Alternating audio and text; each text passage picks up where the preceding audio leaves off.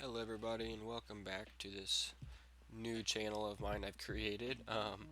This is something new I've been wanting to try for a while, so we're going to go ahead and give it a shot. I really do enjoy making these type of videos.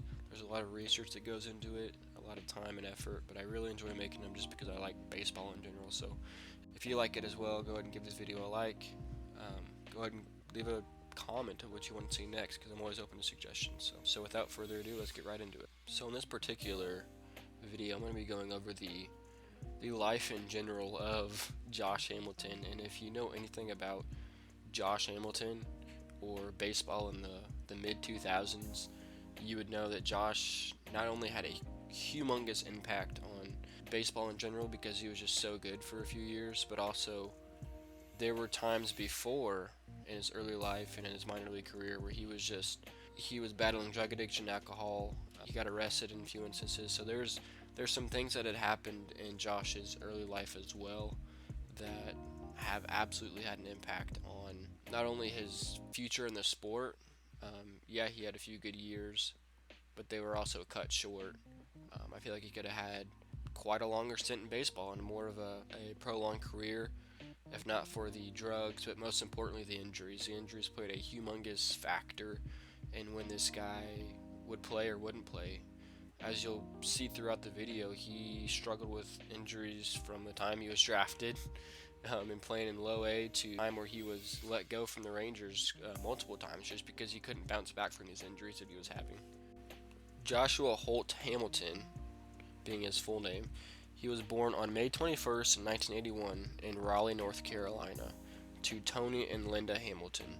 Kind of an interesting fact here, Josh actually did play Little League Baseball with Landon Powell, and I'm sure none of you guys have ever heard of him because I hadn't until I did this research, but he was a catcher for the Oakland Athletics, and he's actually a coach now. So that's kind of interesting that I figured I'd throw in there. He attended Athens Drive High School in Raleigh, North Carolina, where he would play both as a pitcher, which is interesting because he never, again, would play that position after high school. And he also played in the outfield, which is where he would normally play as a pro ball player.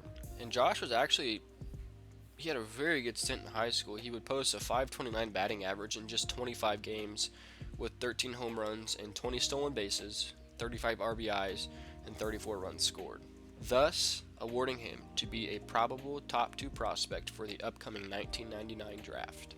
And he received a $3.96 million signing bonus, which to my research, from what I gathered, is the most up to that point. I believe the most before that was the prior year, and it was in the low threes. So that's quite a substantial amount for 1999, especially in the draft. His first destination in the minors would be with the rookie level Princeton Devil Rays, where he would play 56 games. He would then join the Hudson Valley Renegades and help lead them to their first championship. He spent the 2000 season with the Charleston River Dogs. He would hit with a 301 batting average in 96 games with 13 home runs and 61 RBIs.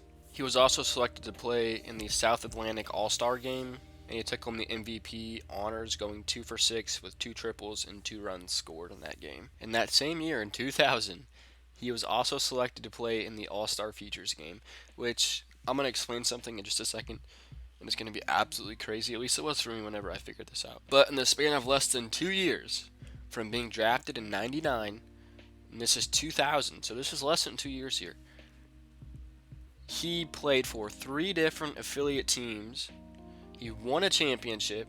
He was selected to not 1, but 2 All-Star games in less than these 2. He hasn't even been in the league for 2 years yet, and he's already just freaking absolutely tearing it up, doing what Josh does best. And you're going to find out that Josh is actually a really good player, and there was just so many things that just derailed his career. I use the word derailed freely because he still had an awesome career, but you'll go to see that there was a lot of mistakes that he made that are going to be very costly to him. But where it starts to go on a gradual decline was he was actually involved in a car accident prior to the 2001 season, so after the 2000 season, and that is where he would ultimately turn to his drug and alcohol abuse. That's where it's reported to start at.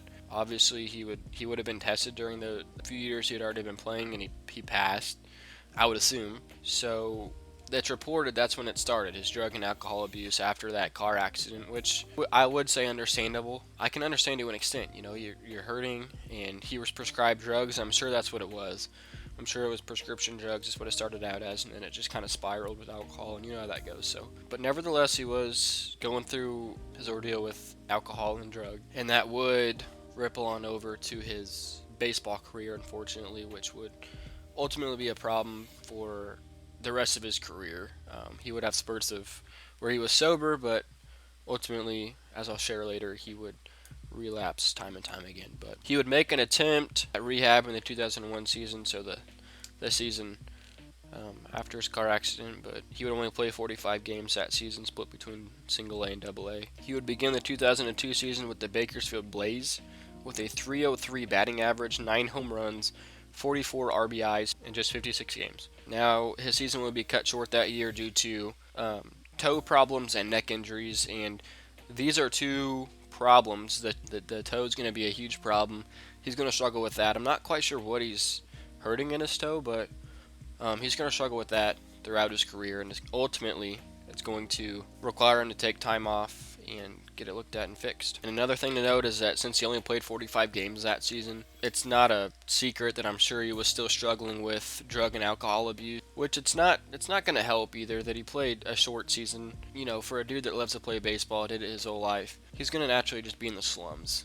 We all would be, right? Like if we do something our whole life and it's cut short, we're having a little bit of a rough patch, we're going to result back to what makes us feel better, and that for him, that was the drug and alcohol, and that would ultimately continue to spiral into the 2003 season where he would fail his first drug test, and he was ultimately sent back down to the minors, where he was also noted on showing up sometimes, and to no surprise, he would take the rest of the season off, what he would state as personal reasons, but in all actuality, I'm sure he was struggling with his sobriety and going to rehab. Now, he did have hopes of returning in 2004, but he would get in some more trouble, and he would be suspended another 30 days for failing yet again another drug test. And this drug test actually showed that it was more than marijuana, so I would assume his previous drug tests were probably just marijuana. But this one showed that there was more than marijuana and it was stronger than marijuana. So whatever he was using, whether it was cocaine, which we do know that he was using at one point, or whatever it was, whatever his drug of choice was, it was having obviously this impact on his career, because we can see here he took a whole season off for personal reasons, for sobriety, and it's super sad because I feel like Josh he's super young at this point. He didn't go to college, right? He was drafted right out of high school, and I'm sure his friends are not the best people that he could be hanging around. I'm sure whoever he's hanging around, I'm sure is not the best influence on him. They're not leading him in the right direction, obviously, because he's failing these drug tests. He's failed 2 drug tests at this point. And a month later, MLB would actually suspend him for the entire season after he failed, you guessed it, 2 more drug tests. So at this point, he's been out for 3 seasons, so 3 years. And it's stated that he tried to make several attempts at rehab, and he had hopes of being a star outfielder for the next season, but ultimately that would not end up working out, as I'm going to explain. But so I don't think it's for a lack of trying. I don't think it's for a lack of he just didn't want to play baseball anymore. I think it's just he was just in a very dark time, right? Like he started on the drugs and he just couldn't get off of them, and it led into some crazy stuff, as I'll share in a second, where he would ultimately get arrested for the first time, or at least have the cops called him for the first time. That's reported. And I did say previously that he had hopes of being a star outfielder again for the 2005 season, but he was arrested for smashing the window of a friend's truck. Now, why he did it's not reported, or I couldn't find anything on it or anything really more than that, but he was arrested for ultimately smashing the windshield of his friend's truck, thus resulting in the Rays placing him on the restricted list, moving him off the 40-man roster. And after another drug relapse, MLB suspended him actually for the entire 2006 season. And to my knowledge, or from what I've researched, that suspension was supposed to be a indefinite suspension, because he had failed so many drug tests. Like, there's only so many you can fail before they're just like, okay, you're not wanting to get better. They're putting the steps in place. They're providing rehab for him, and he's just not doing it. He's not taking the steps to get back into baseball, to be the player he needs to be the teammate he needs to be. So at that point, can you blame MLB for just kind of saying, okay, we're done. We're done giving you chances.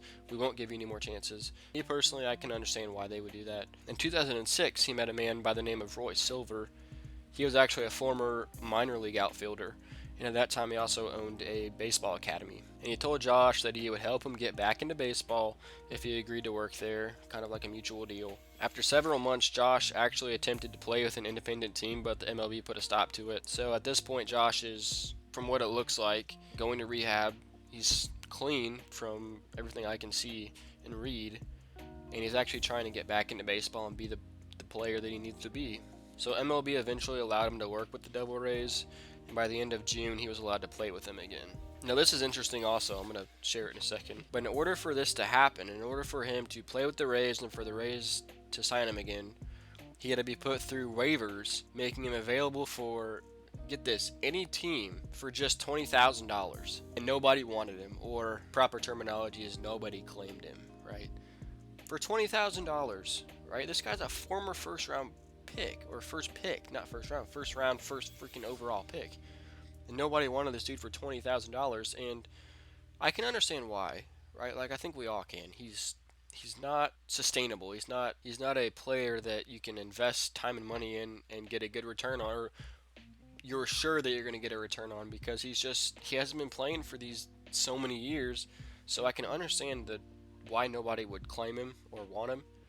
But for $20,000, man, that's just an insanely low price. Man, that's crazy. Now, I'm going to mention this. The Rule 5 draft is going to be important here, because for teams who do not have an available roster spot, this would apply to them. So players who are not currently on their 40-man roster are eligible to be selected for the Rule 5 draft. And as I previously mentioned earlier, Josh was taken off their 40-man roster, so thus making him eligible for the Rule 5 draft. In the Rule 5 draft, it's going to take place in the wintertime. It's for players who, again, are not on their 40-man roster, so other teams can claim them or pick them up. So in the 2006 Rule 5 draft, the Cubs, that's right, the Cubs selected Josh and immediately flipped him and traded him to the Reds for $100,000. So he didn't play a game with them. He just was picked up by him from the Rule 5 draft, and they just flipped him immediately to the Reds. Now, although he didn't have a long playing time with the Reds, very short, they did give him the start to his career. So in 2007, he actually became one of the Reds' best hitters in spring training. So this is a guy that had just came off of a hiatus of 3 years. He hadn't played in 3 years, and he's noted on being one of the Reds' best hitters in spring training. So the skill is definitely still there. The talent is definitely still there. He just needs a shot, and that's what he's getting. Josh made his MLB debut on April 2nd against a team that had ultimately just flipped him for $100,000, the Cubs, as a pinch hitter. He would just line out in his first at-bat, so nothing too special, but would stay in to play left field. Now, Josh would record his first hit, which would be a home run ultimately, on April 10th in his first ever start. The next night, he hit another bomb, being named the NL Rookie of the Month. So all he needed was a shot, and I think a lot of people knew that. So on May 22nd, the Reds actually placed him on the DL, the 15-day DL, for what's known as gastroenteritis. They activated him quickly again on June 5th after he batted .333 with 4 home runs and 6 ribbies in 6 games in the minors. He would actually start most of the season in center field after an injury would take out their primary fielder. Unfortunately, he was shut out of the Rookie of the Year voting, which Ryan Braun won. He would end the 2007 season with a .292 batting average, 19 home runs, 47 RBIs, and 47 games. And on December 21st, they would ultimately trade him to the Rangers, where a majority of his stint would take place. So the 2008 season, this is a brand new season for him. He's hoping to have a great year. Josh was named the American League Player of the Month in April and May, becoming the first ever in American League history to do so back-to-back. So in back-to-back months, April and May, that's unheard of, obviously, back then. He was also selected to play in the 2008 All-Star Game, so his first All-Star Game. But also, he was selected to play in the Home Run Derby that year as well. Let me tell you, he put on an absolute clinic. He hit 28 home runs in the first round, breaking the single-round record from Bobby Abreu in 2005. So this dude who just hasn't had a full season under his belt is freaking breaking records from Bobby Abreu. And that year in 2008, he actually ended up with a .304 batting average, 32 home runs in the American League, leading 130 RBIs. He won a Silver Slugger and finished 7th in the AL MVP running. So for your first year with a new team, first full year, you're batting over 300. Awesome. Amazing. That's just a glimpse of what he's going to do. So in 2009, Hamilton actually endured an injury, which paused the whole season, so he didn't play any of the 2009 season.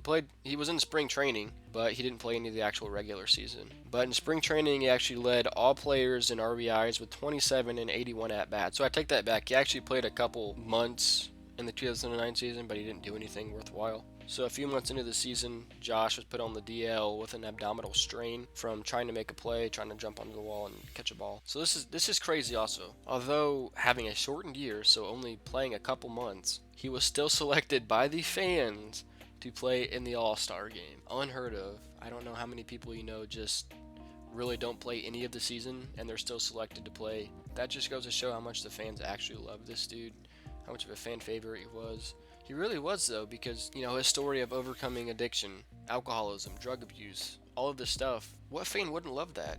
You have a dude that a few years ago, nobody would have ever thought would freaking play baseball, let alone be in an all-star game, and now he's being selected to his second all-star game, having not played the entire season, essentially. So you can see how the fans would love this dude, how he would be a fan favorite, how he would be somebody that fans would look up to, admire, and just ultimately take inspiration from, because this dude has really gone through it all, and he's starting to finally get the shot that he's always needed. Now, it wouldn't be a Josh Hamilton story without something going wrong within the year. And later that year, he was actually photographed with some other women. There were some photos taken of them, and neither of them were his wife, so he actually ended up having to apologize for this picture coming out. And although it's not, you're failing a drug test or relapsing back into whatever it may be, this is still kind of the, come on, Josh, what are you doing? You know what I mean? But coming into 2010, Josh actually ended up getting moved to left field, where he would ultimately play for a while and where he had previously played in high school and in minor league. Just like his prior two seasons, Josh was once again selected to play in the All-Star game, and he actually entered the MLB All-Star break with a .346 batting average, which was tied with Miguel Cabrera. During the regular season, Josh would post a .359 batting average, winning his first batting title. He also finished 4th in OBP with .411. He finished 1st in slugging with a .633 and tied for 10th in home runs with only 32. And this is all despite missing 29 games due to a couple injuries he sustained. So this 2010 season was actually Josh's first World Series appearance ever,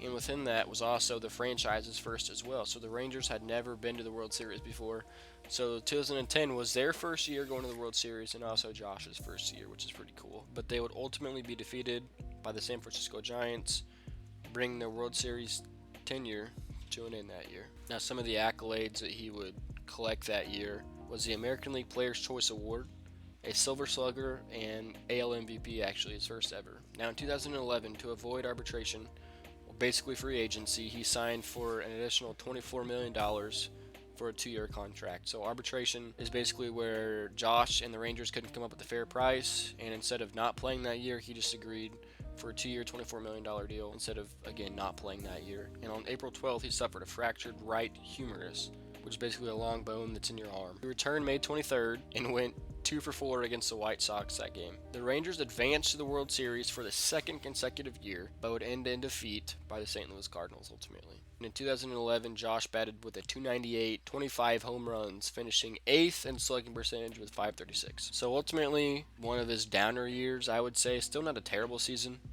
but again, where the injuries are going to come into play. They're going to come into play also again in the next foreseeable future. So February 2nd of 2012, it's reported that Josh had suffered a relapse with alcohol, unfortunately. But that did not stop him from hitting a .395, 9 home run, 25 RBI during the month of April. So it's reported that he had relapsed. Never became official. He never came out and said he did, but he had a freaking killer April month. Like, that's crazy. 25 RBIs, batting a .395, that's absolutely insane. And this is also kind of crazy. I just wanted to put this in here. On May 8th against the Orioles, Josh had 5 hits and 5 at-bats, hitting 4 home runs, and set the American League single-game total base record with 18. Now, when I was doing the research, one of the websites I was looking at said instead of saying total bases, it said stolen bases. Or at least I thought that's what it said. And I was like, 18? Oh my gosh, that's ridiculous. There's no way he stole 18 bases in one game. And he didn't. No, that was total bases, not stolen bases. So if you're like me and you're kind of dyslexic, it's total bases, not stolen bases. But he was elected to start in his 5th All-Star game. But this is also crazy. He had over 11 million votes that All-Star game, which is the most up to that point ever. Now, Josh Donaldson actually topped that with like 17 million in 2013, I believe. But up to that point, 11 million was the most.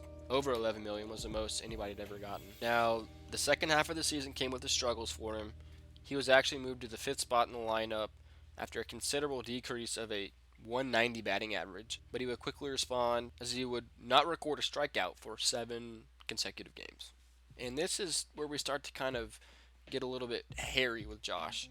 2013-2014 season, this is where he starts to, or where stuff starts to kind of, in my opinion, just slowly go downhill.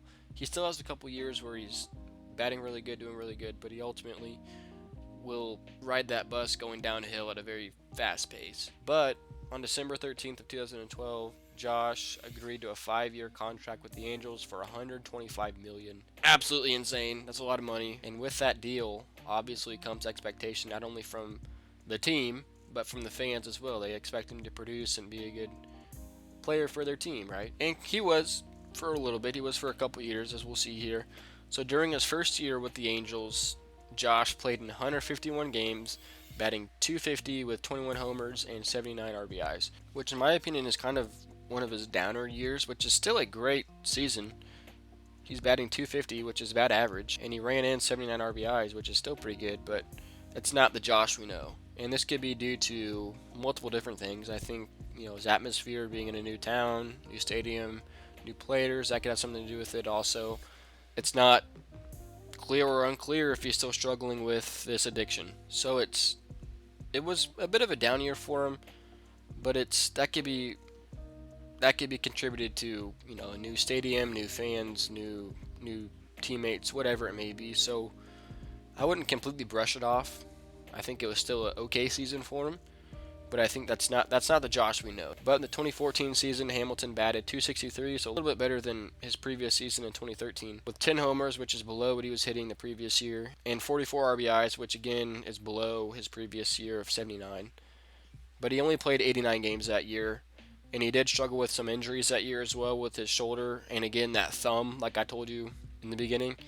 His thumb is coming back to bite him again, and it's going to come back again, I believe, to cause another injury. I don't know. I think he had a higher batting average in total for that year, but it's just not the Josh we know. In February of 2015, he underwent shoulder surgery to repair a separated shoulder, and while recovering, we can all unfortunately guess what happened. He relapsed on whatever drug he was taking. I would assume it was probably the painkillers, or maybe it started with painkillers and ended with something stronger. I'm not quite sure. Now it's really, in my opinion, to no surprise, right? Like, I believe this is the first surgery he had actually had since when he became sober. So I think for any former addict, if you get put on painkillers that are super strong, like Oxycontin or whatever it may be, that's not going to be good for him. But since he voluntarily came forward admitting guilt that he had relapsed, MLB couldn't do anything about it. They couldn't suspend him. They couldn't do anything because he had voluntarily came forward and said, yeah, I relapsed. I know what I did. It's wrong.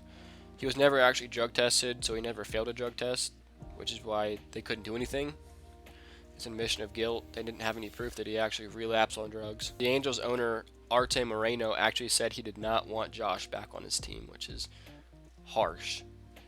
Now later it would be confirmed that he did put in steps for Josh to go to rehab and to get better, but just that he said that's kind of harsh. He was eventually traded back to the Rangers on April 27th of that year. He had a couple seasons with the Angels, didn't turn out to be anything too good. He had a couple good seasons. I mean, they were solid seasons for an average player, but we know Josh is not an average player. He's a all-star, a multiple-time all-star. So for those accolades, I would say these were pretty much down years for him. Two of his most disnumbering years, in my opinion, or I guess factually, because he just didn't put up the numbers that he was in Texas. After rehabbing his shoulder back to normal, Hamilton was called up to the team May 24th and was put into the lineup on May 25th. For the 2015 season, he actually ended up hitting a .253 batting average with 8 home runs, 25 RBIs, and 50 games played. 2016, on May 25th, it's announced that Hamilton will be out for the entire season after undergoing knee surgery for the third time in 9 months. So for the third time in 9 months, this dude is having knee surgery again. which we'll get into later, but it's going to be for the cartilage in his knee. And he would eventually be released in August of that year for the first time. So Josh gets released a couple times, actually, in the next couple years, and then reinstated back. It seems like every time he would have an injury, it would take him longer to bounce back and become the Josh that we all know, rather than whenever he would come out and say that he was struggling with addiction or relapsing. It seems like it wouldn't have much of an effect on his ball playing, at least in the later times in his career. In the earlier times, yes, had an effect because it was affecting whether he was playing or not, but he wasn't failing drug tests later on in his career. Now, in 2017, Josh did not play at all that year. Texas did re-sign him from the previous year, like I said earlier. They re-signed him to a minor league contract in which he was actually supposed to start playing first base or start learning first base, but it never ended up becoming anything. And he was having left knee discomfort, so he ended up having to go back on the disabled list because he had that left knee discomfort, just like in 2016 when he had those knee surgeries. So he's going to actually have the cartilage repaired this time in his knee. And on April 21st of that year, Texas would yet again release him. And that's the last we ever saw Josh on a major league team, was in 2017. Josh would file for a divorce after an 11-year marriage with his wife. It's unclear why they actually decided to go through the divorce, but you can remember back in 2015, like I said, he underwent the surgery and he ended up relapsing on drugs again. So when you add a divorce on top of that, it just spells disaster. An 11-year marriage, for some reason, whatever the reason it may be, ended up in divorce. On top of you're not playing baseball, you're having to rehab and struggle with your sobriety. Yeah, it just leads to nothing good. It didn't lead to anything good. Now, a little bit later on in the years, actually here recently in 2019, if you want to call that recent, he was actually arrested after reports, in quotations, say he assaulted his oldest daughter. He was eventually charged for those allegations. It would end up being a third-degree felony on his record. And in February of 2022, so last year, he was found guilty for the October 2019 charges.